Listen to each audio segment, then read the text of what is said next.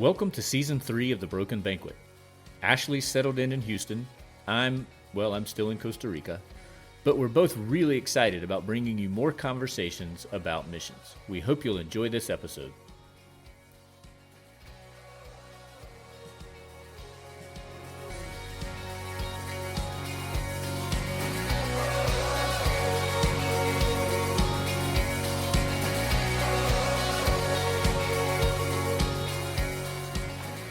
Hello, Ashley.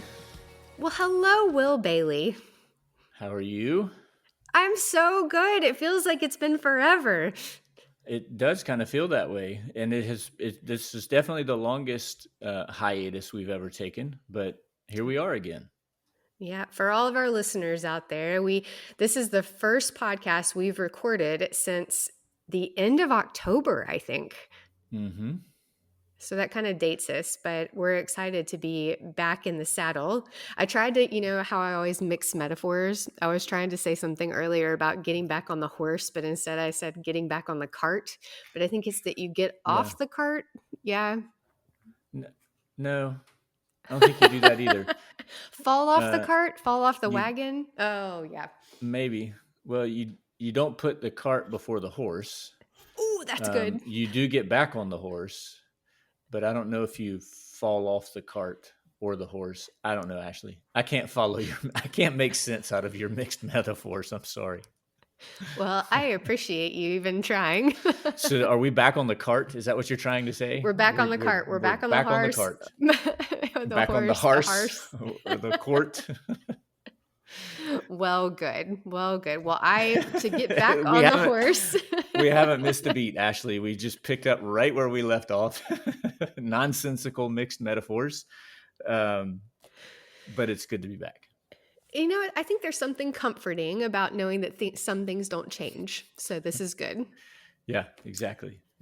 Well, I mean, we wouldn't want to just come out of nowhere with a completely, different mindset and outlook and methodology and actually make sense out of stuff. That would be really disappointing for our listener. Yeah, our one listener. Do we still have? Hi, Mom. Do you even notice? Have you noticed? Do people even listen anymore? Are we starting over at zero? Well, no, I think that there's a good Woodlands following now because they're trying to understand who that Ashley Goad is and who are some of the people that she loves.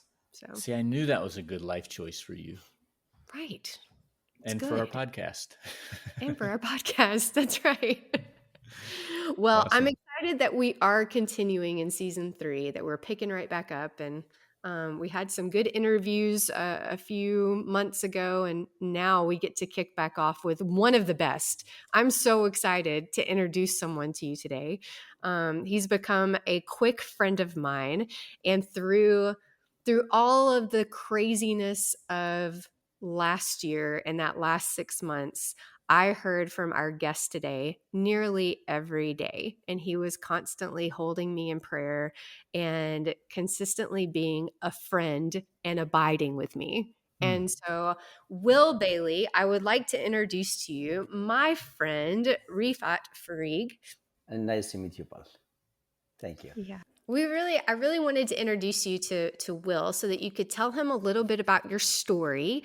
I've given him the highlights, but he needs to hear who you are, Refat, who you are and where you came from. So do you want to just talk a little bit about your upbringing in Egypt? Mm-hmm. I born and raised in Egypt, in Cairo. And we are 7 brothers and sisters, usually in Egypt, especially the countryside. My parents came from the countryside and then moved to Cairo. The countryside usually have a big families. So we are 5 brothers and 2 sisters. So we moved to Cairo. I didn't born yet when they moved. They moved before I born. So I grew up in Cairo. Cairo is very crowded. So, but I love Cairo. I want to visit here and there. So I grew up in Egypt. I spent a big time of my life in Egypt. So I met the Lord when we grew up as a Coptic background, and the majority of the Christians are Coptic background. So until my brother went to start to go to evangelical church, and he invited me to go to evangelical church. So I grew up in Egypt since I was like uh, 13, 14. I started to go to evangelical church, and I came here in 1999. So I married my wife Hanan. We married in Egypt in 1997, and we came here to the States 1999. And we got our kids. We have three kids, and 25 now, and he born in the States. The year we came to the States, we found out my wife is pregnant. So he's the first one born in Rhode Island, and the second one born in Boston, and the third one born in Boston. So big part of my life was in Egypt, Cairo, and then we moved here, and since then we are here. Would you share a little bit about what is life like, or what was life like for you during that time as a Christian in Egypt?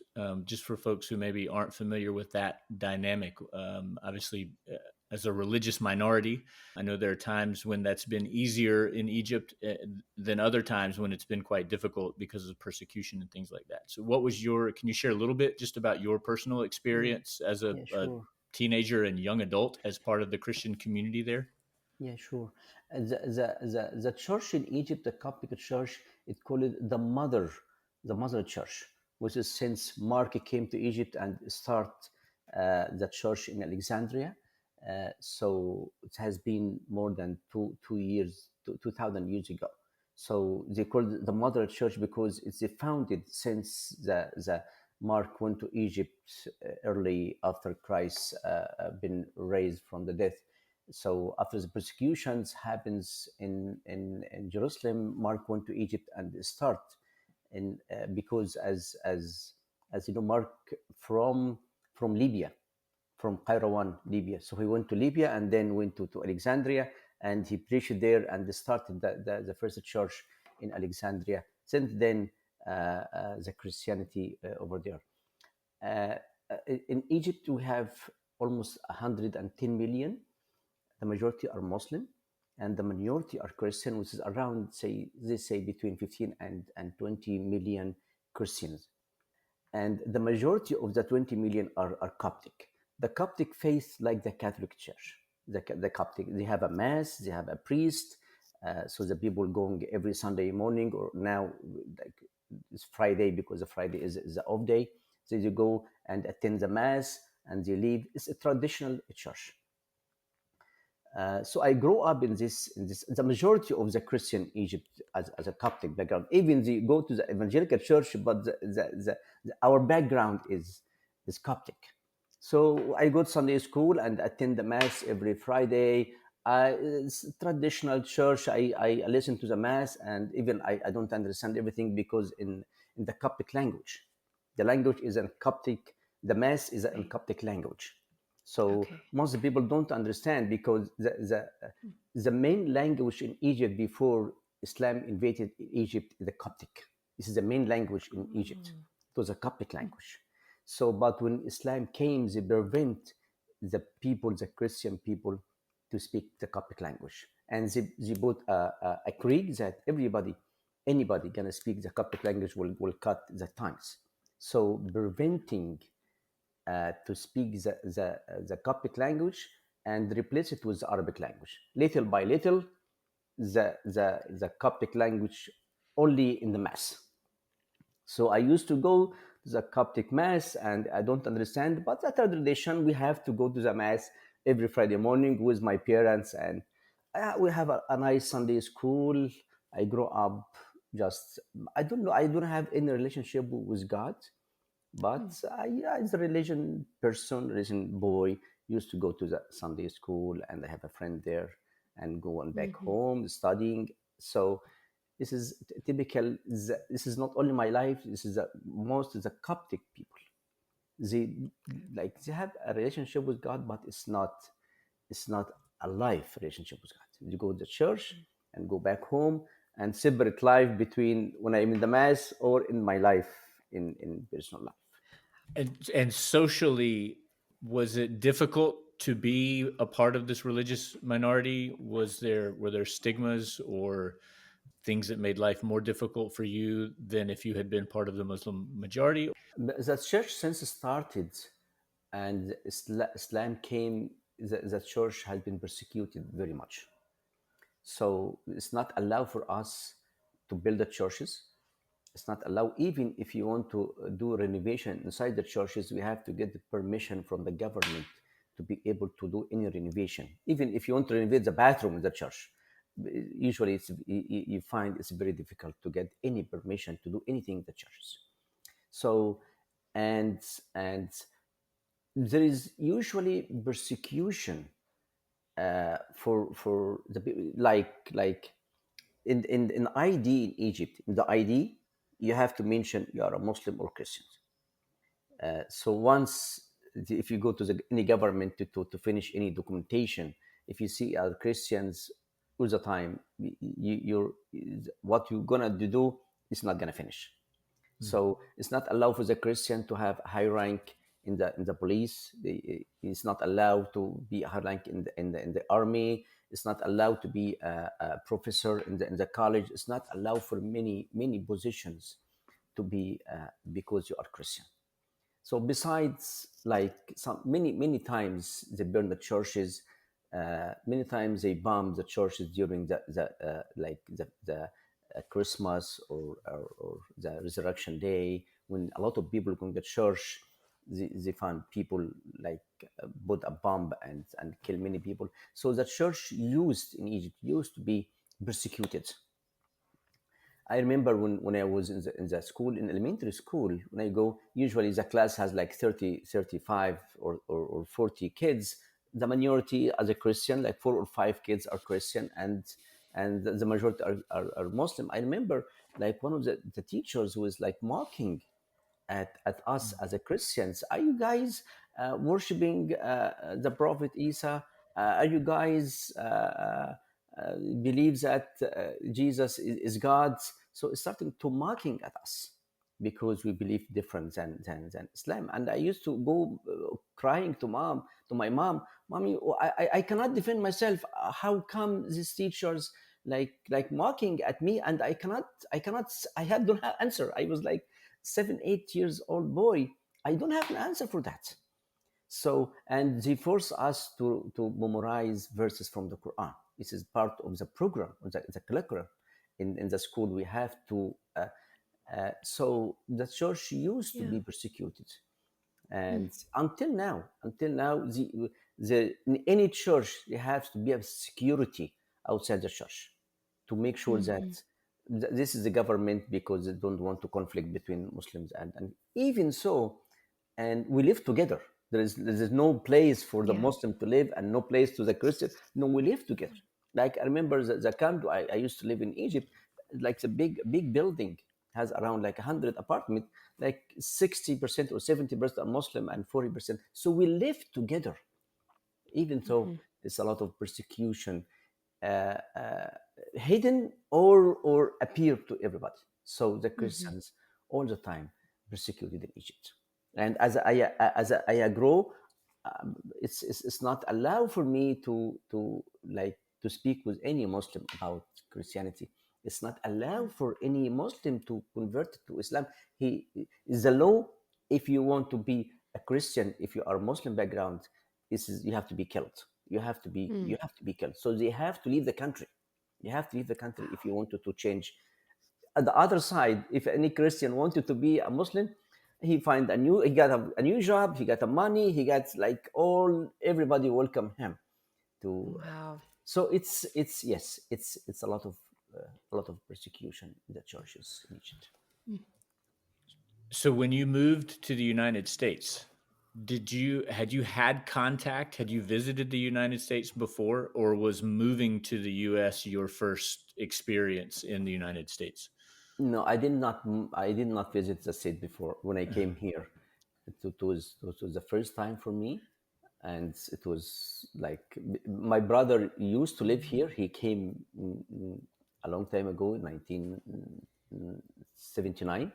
So he Mhm. invited the whole family to come. So Wow. So, we moved to the states and we lived there. What was your first impression coming out of the situation that you were in Egypt and finding yourself in the United States? How would you describe that? It's okay. You can say whatever you want. You don't Yes, have to. You don't have to sugarcoat it. it's of course a big difference. And usually, if you go to Cairo or any part in Egypt, it's a lot of people walking the streets. A lot of people. It's Mm, busy, busy. Like in Cairo now, it has like 22 million, and the size of Cairo is the size of Rhode Island, because I mm, live in Rhode Island. Rhode Island's like very, very small. It's like an hour by driving car from the first point to the last point in Rhode Island. And Rhode Island has 2 million people, the same size, the same size.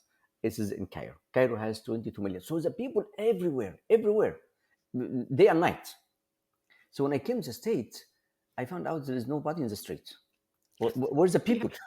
so, so everybody in his car, of course, there's nobody walking the street.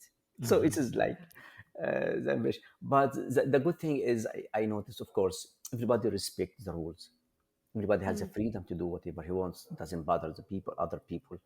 Uh, Everybody has a chance, no matter what is the religion, no matter what's the background. Everybody has a chance to succeed and work hard, and mm, be a good person, successful person. Is completely different in Egypt. Not everybody Mhm. has the same chance. I'm glad So that that was your experience. no, of course, we love here. We love here, and the kids loved here. Even when I took them many times to Egypt, they don't feel like their country. You Mhm. know, they don't like they don't feel like they belong to there, because they're born mhm. here. This is Mhm. what they know. So Yeah. it's a big difference, but of course, everybody prefer to stay here in the States. Can you tell Will and I a little bit about your journey from Rhode Island to then Boston, and then about your invitation to come to Houston? We came in 1999, my wife and me. The reason we went to Rhode Island is that we used to work with Frontiers in Egypt, Mhm, ministering with a Muslim background people. So we know them from Egypt. So when they know that we're gonna go to the States, they said, okay, we have a base in Rhode Island as a Frontiers. Why you don't join us? Because you already work with us here in Cairo, so why don't? But first, if you like to be, we love, my wife and me, we love to be a missionaries. mm, So before we come here, we visit Frontiers team in Bahrain. So we went to Bahrain and we stay with them for like 2 weeks with the team there. And we like the country as an Arab country. But we don't feel that God calling us to stay in Bahrain. It was a good time, but we don't like, we feel peace that we're gonna stay in Bahrain. So we came to Rhode Island and joined them for like 4 years. We work with them closely and spent very good time. We planted two Arabic churches in Rhode Island, and after 4 years, we felt from the Lord that's enough. So this is so okay, enough. Where are we gonna go? We don't know yet. We don't know many people, many Arab people in Rhode Island. Rhode Island has very, very minority Arab people. So we stay for like 2, 3 months, 4 months. We're praying, God, where do you want us to go? And that time we knew that there is an big Arabic church in Boston. mhm, So we moved to be Massachusetts, the next state, to be in Boston, and we started to working and ministering with Arabic church in Boston. It was a big church, nice church, and the pastor is very nice man. We work closely to him, and mhm, in the middle of our time in Boston, I felt from the Lord to study theology. So I asked him, I wanted to study theology. He said, yeah, that's a good idea. So I looking where is the nearest. In that time, it was like 2004. So the mhm, online, it wasn't that easy like today to study online. So I found out that there is a big name college called Gordon Connell in Boston and South Hamilton. So I went over there and I met with a person who, like, I told him I want to study theology. He said, "That's a great idea. Where are you from?" I said, "From Egypt." He said, "Okay, are you gonna study and go back to Egypt to minister there, or you gonna?" Said, "No, actually, I don't have a calling to go back to Egypt. I don't have a word from God to go back to Egypt, but I want to study, and I don't know what you're gonna do with it, but that's what I felt from God." He said, "Okay, if you are sure that you're gonna go back to Egypt, we're gonna give you a full scholarship, because you're going to go back to Egypt and use this study to ministering in Egypt. But if you're going to stay here, we have to be the tuition." And that time was like it's very we don't have money, and I said, "Okay, yeah, let us start and see what God will lead us." I remember like many times I don't have money to be the tuition, and I go to like a nice, very nice professor called Tim Tennant. Tim Tennant now is he's the head of Asbury. exactly. Yeah. Yes. He's very nice man. So I got him, "Dr. Tim, I don't have money to pay. So what I don't want to quit." I said, "Okay, Refat, go to the admission office and tell them Dr. Tennant send you here, and whatever you have money, just pay it and don't worry about the rest." So I go, and this has happened many times. So they cover my tuition because I don't have money. So I started to study, and I finished the first master of urban ministry, and then I continued to study. I jumped to the divinity, a master in Mhm. divinity, uh, and then after that I want to continue study. So I wanted to doctor of ministry, mission and cross culture. Uh, so You're in so that, smart. so I love this field, mission and cross culture. So it's part of our program as a doctor of ministry to have to go to Croatia. Okay, that's right. They have a place in Croatia belongs to Gordon Campbell. Yeah. So we have to go spend 2 weeks in Croatia and go to the Eastern Europe and other countries like Bosnia and other country around Croatia. So we are 6 students went to Croatia and two professors. Each one of them mentoring three of us. So my mentor was very nice doctor. His name is Dr. Dentalats.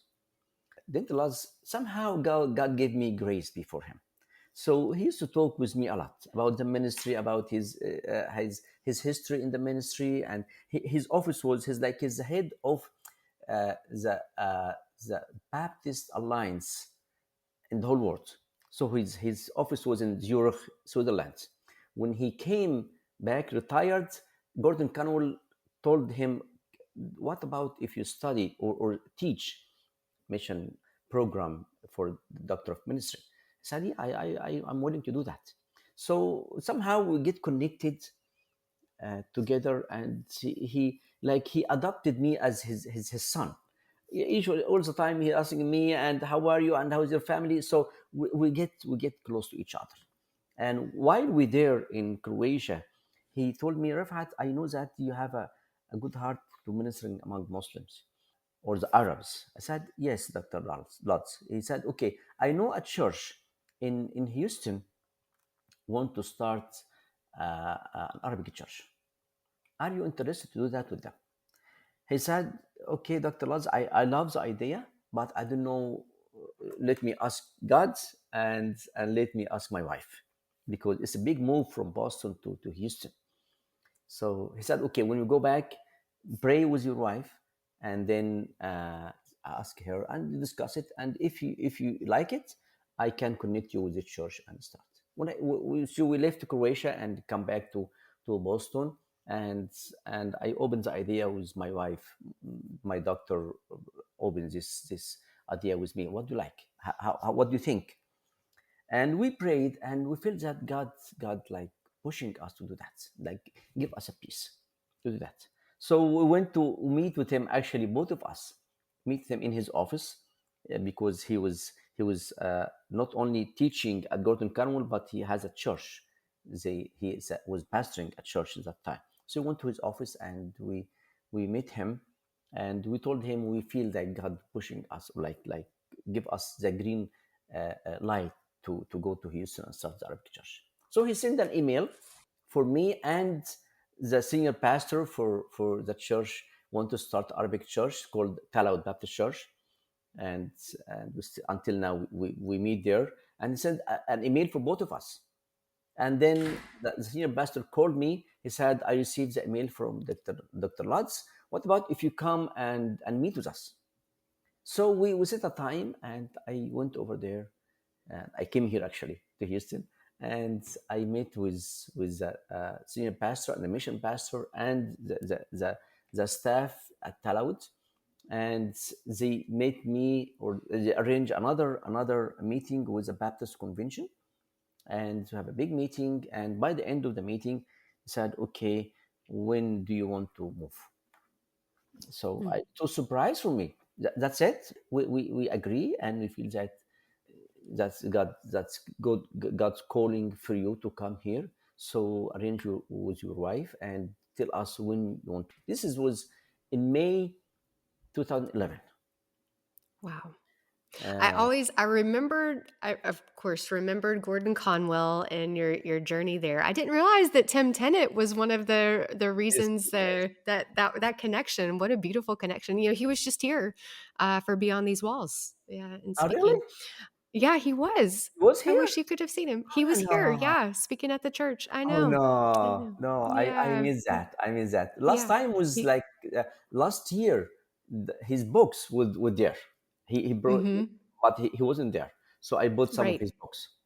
But I didn't Right. know that this year he Yeah. was. Oh wow! I miss it. I miss it. Yeah, he was the closer. He was the closer on the last day. But I remembered the Gordon Conwell piece. I had forgotten about the Croatia piece. That was of you going to Croatia, and that was when you heard about the church in Houston wanting to start the Arabic Yes. congregation or the Arabic service. That's a beautiful. I love how God works. God's just amazing the way He makes connections.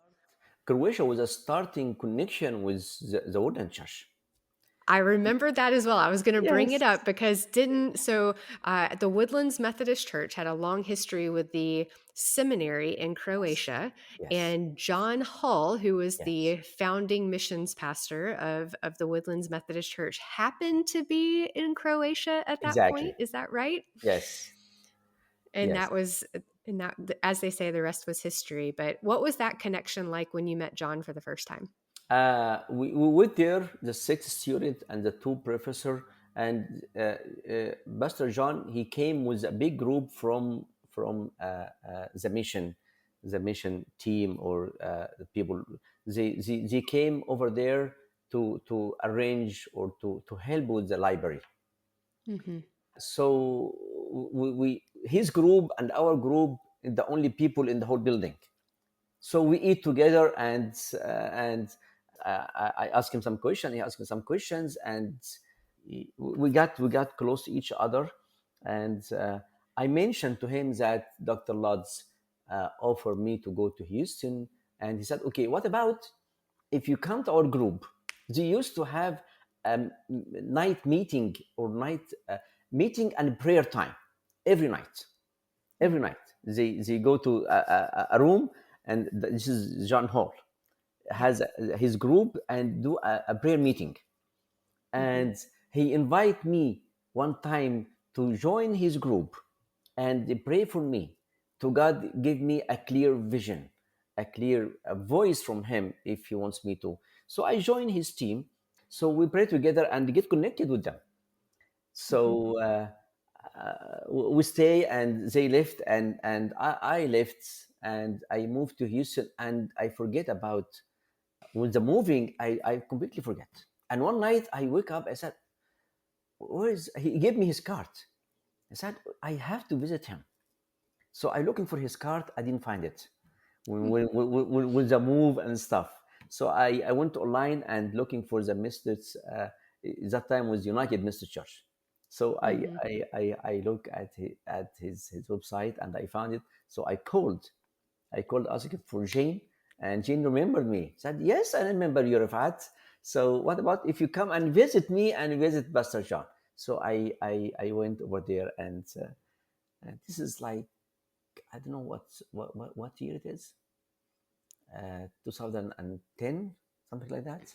Well, I do love the way that God weaves stories together. And so the fact that the Woodlands Methodist Church has always had a very big heart for theological education. So when they started as a church less than 50 years ago, that was what their missions ministry was all about, was how do we connect with theological educators, seminaries, Bible colleges across the world, so that we can pour into those institutions and those leaders so that they can develop pastors and leaders of the church in their own culture, context, and language. And then from the relationship piece of it was that they would send groups of people from the Woodlands to go to each of these seminaries to help set up libraries to help pour into the leadership.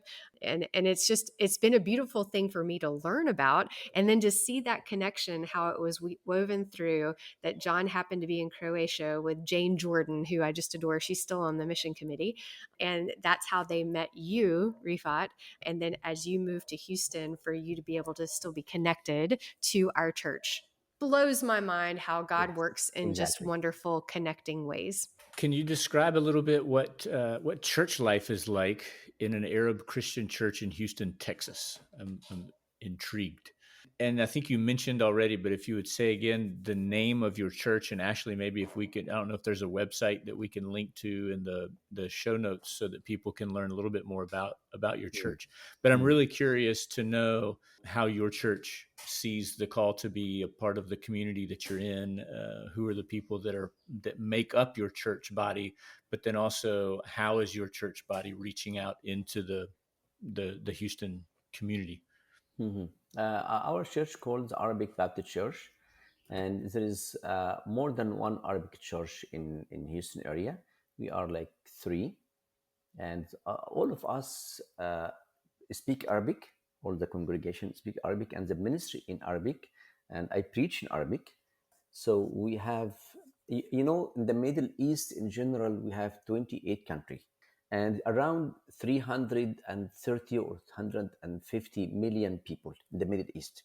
All of them speak the same language, different accents, but they understand each other. So, Ashley, I think I finally figured out where I can come and do my Arabic immersion.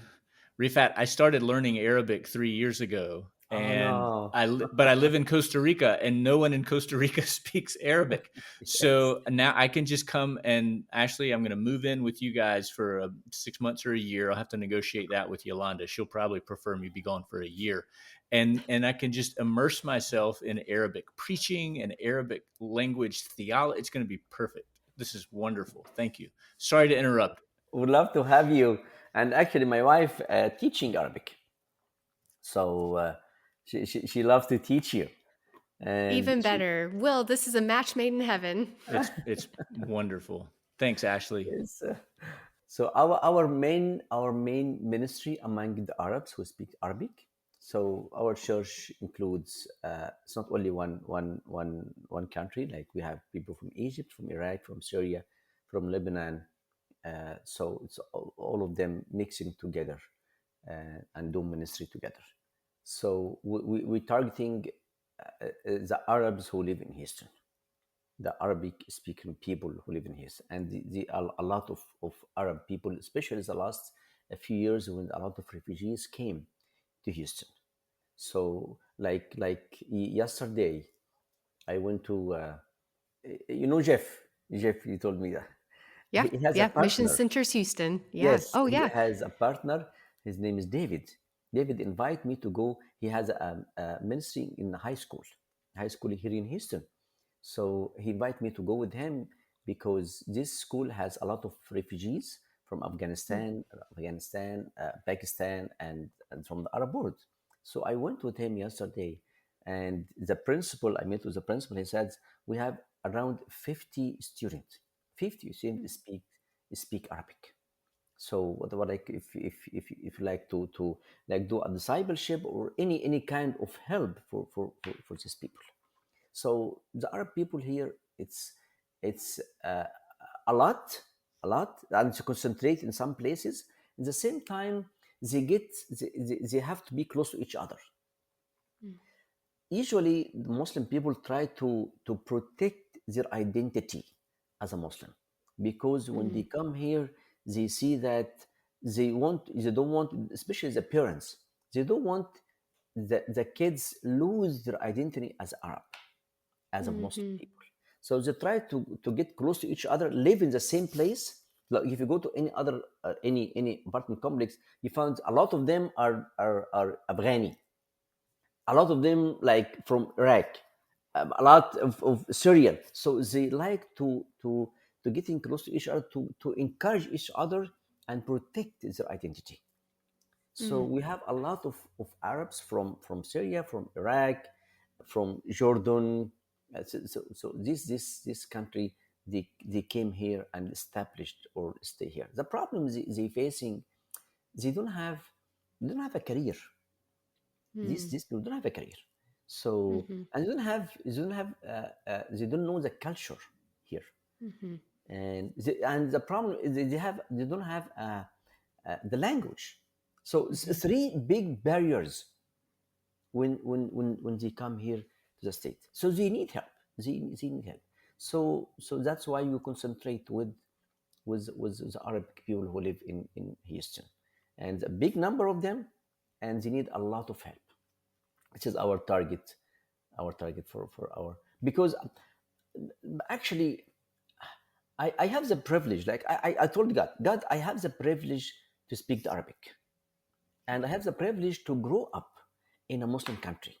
So I know the culture, I know the language, I study Quran. So God use the atmosphere you put me for these people who lived here. They left the country and they suffer here because the language, because you don't have a careers, because you don't have culture, they know the culture. So let me help them to Mhm. to to like across this time for like a year or two or three, until they used to the culture, they used to the language, they used to have a career. So it's hard for them, because they don't choose to come here. They Mm. force, many of them, they force to come here because of like the persecution, because the ISIS, because any other language, any other difficult times they have been in Iraq, in Syria, or in Egypt, or a lot of them they suffer there, so they Mhm. forced to come here Mhm. because their country established, like they settled in the country. They Mhm. settled. Nobody wanted to, especially this country. Like they have a family around, their friends around, so they suffer a lot. I can't imagine how comforting it must be to someone in that situation who has relocated for one of those reasons that you just mentioned into a country where they don't have the family connections or the social connections, don't speak the language, and just with the general political environment and things that are going on right now, it's got to just be a terrifying experience. But then to find someone like you, a ministry like yours, a church like yours that can welcome those people in and say, first of all, we understand you, where you're Mm, from, and all of those things, but also that this is a place where you can rest and feel safe and find community. I mean, what an incredible gift that you are in a unique situation to be able to offer that gift in a unique way. You know, mm, I'm sure there are people who are very compassionate and would like to also be able to offer hospitality and those kinds of things to those people who need it. But if it's someone like me, you know, a middle class white guy from Eastern North Carolina, that gift giving is going to come across differently than the community who actually shares those same roots, who can say, no, here we are, and you know, we've been waiting for you, kind of thing. I just can't mm. imagine. It gives me goosebumps to think about what that must feel like to someone who is sort of lost in that way to find a home, you know. And actually, when you visit them, the needs are huge. It's not Mm-hmm. only material, but psychologically. Mm-hmm. Psychologically, it's a huge. When they come here with a big family, and the problem is their kids. Their kids, they Yeah. come here and they feel like lost. They lost in the community here, and there's a big gap between our culture over there for the kids and here. So the kids, they cannot control them, and they feel like they lose, and they feel like a big gap in the culture, and they try to protect the kids from, like, the schools here, especially the high school and the middle school, and they have no control over their kids, and they fear from the future, and they have nobody, they have no relatives. This is like a few friends, so they suffer, they suffer. So we try to help. Of course, we don't have everything we have to offer them, but the only thing we have to offer them, this is the main thing, is Jesus. Yeah, this is the main thing. We offer them to Jesus, and we usually try to tell them that you have to be resting in Jesus, and it's hard to go through the journey without Jesus. Of course, it's hard for them to accept it, because Islam is not a religion. Islam is rooted, is identity. So it's not easy for them, but step by step, and we pray for them, and we try to let them feel comfort, feel them are in peace here. So whatever you need, we can help you. No, we won't want with everything, but at least we are here. Try to help as much as we can. And I think, too, one of the things that I was telling Will about before we started recording today was how you still have a heart for the Middle East and you have that missionary's heart. And so part of your ministry, even though you're in Houston now, is that you continue to go back and travel to the Middle East to share your gifts and graces with those that are there. Can you talk about your calling on these mission trips and why you go? Yeah.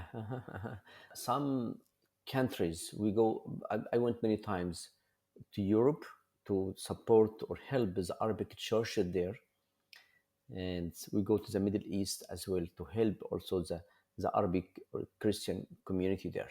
I remember the first time I was traveling with your church, Pastor Ashley, and I received a phone call from Pastor John Hall. He told me, Refat, do you like to go to Sweden? I said, see, of course. Who doesn't want to go to I love to go to Sweden, but what am I going to do there? He said, we have a partner, ILI. We have somebody from ILI. His name is Yusuf Sarkis. I told him, I know Yusuf Sarkis. Is graduated from Gordon Conwell a year before me. He said he's going to Sweden to help the Arabic church in Sweden. Do you like to join him? And they asked us if you have anybody speaks Arabic, try to help Yusuf. I told him, yes, we have Refat, he can help you. So I said, yes, I would love to go with Yusuf.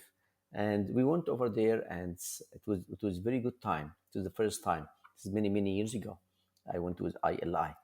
So actually, your church opened the door for me to travel with, like, out of, I wouldn't know anybody in Sweden. So we went over there, Yusuf and me, and helped the church in the Arabic church in Sweden. And then we opened another door. Uh, ILI used I go with them every year to different countries to help the Arabic speakers or Arabic churches in these countries. So I went to Austria with them to help the Arabic church there, and I went to Germany with them, and I went to them to Morocco 2 years ago to help the the Middle East. We're helping the people who already became a Christian, because, like, if you go to Morocco or Tunis, there's no Christian community there. The only Christian community who is the people who already converted from Right. Muslim background. So we go and do a conference for them, and we encourage them and pray with them, and they give like a boost to them. Mhm. So I went to Morocco and go to Tunis, Tunisia, went to Lebanon, and so we went to our church. They sent us to Iraq, to Erbil, twice, to help Mhm. our partner there in his ministry. God opened doors for me and other people from my church to go outside Mhm. Houston and help the churches, to like to give them encouragement, praying, and telling them that we are beside you, we are with you, Yeah. to help you as much as we can. Will, it's almost as if God has called Refat to abide with other Christians around the world for encouragement and for prayer and for love, because to let them simply know that they are not alone in their ministry and in their leadership as God is calling them forward. So I just like Yeah. that full circle moment. Yes, I would love that. Yes, I Yeah. would love, actually. It's not binding. I know we're binding with this a part of the church there, but when I ask God, like I feel like I'm very small to go to these churches, either in Europe, the Arabic churches in Europe, or in the Middle East.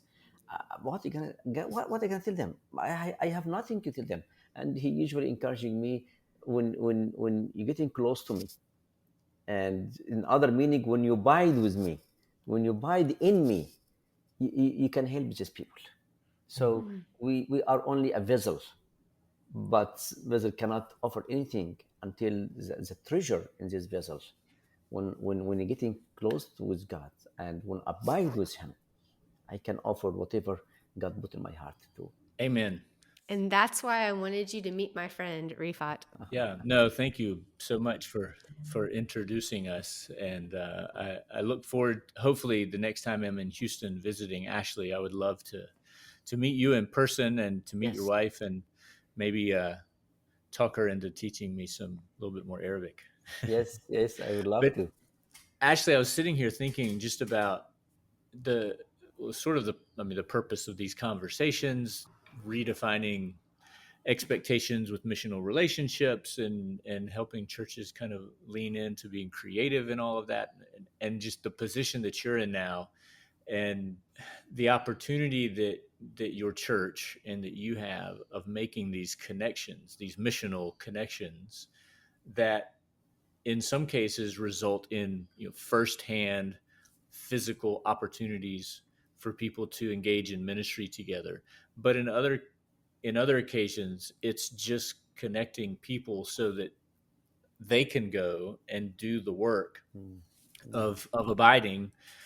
Before we even started, I asked you, how is your church directly related to Refat's church, and it's because I was still sort of working under that same kind of assumption. But as we've talked, I've realized that, like, sort of even just the behind the scenes, making connections and opening doors and introductions and things like that. Like sometimes that's what is needed, and at a particular time in a particular situation, so that one or two steps down the road, incredible ministry can happen. And so I'm really excited for you, Ashley, that you are sitting where you're sitting and get mm, to mm, you've always been a connector and love introducing people, and so it just seems like the perfect fit.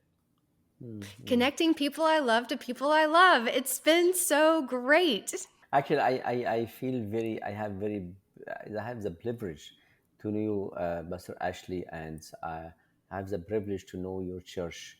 And I want to tell you that you do a big difference in our life as a family, in my life as a minister, and in our church, so in our ministry. So you do a big difference with like a one of many people you support and caring and praying.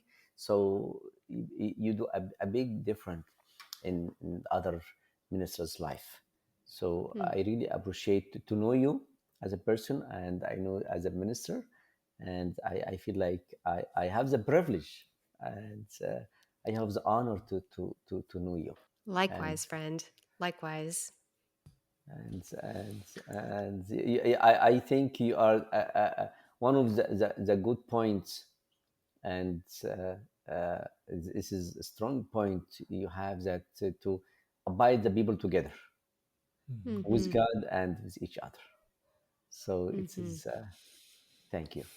I think that's a perfect way to sign off today, Will.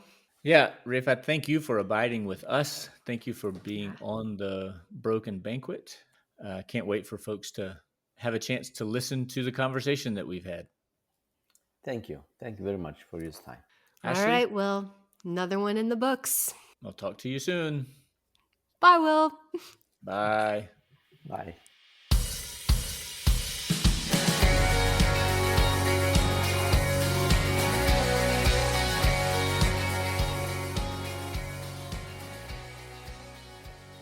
You've been listening to The Broken Banquet, a podcast by Will Bailey and Ashley Goad. Music provided by Irene and the Sleepers. Join us next week for another episode. He's prepared the table. All things are ready. Come to the feast.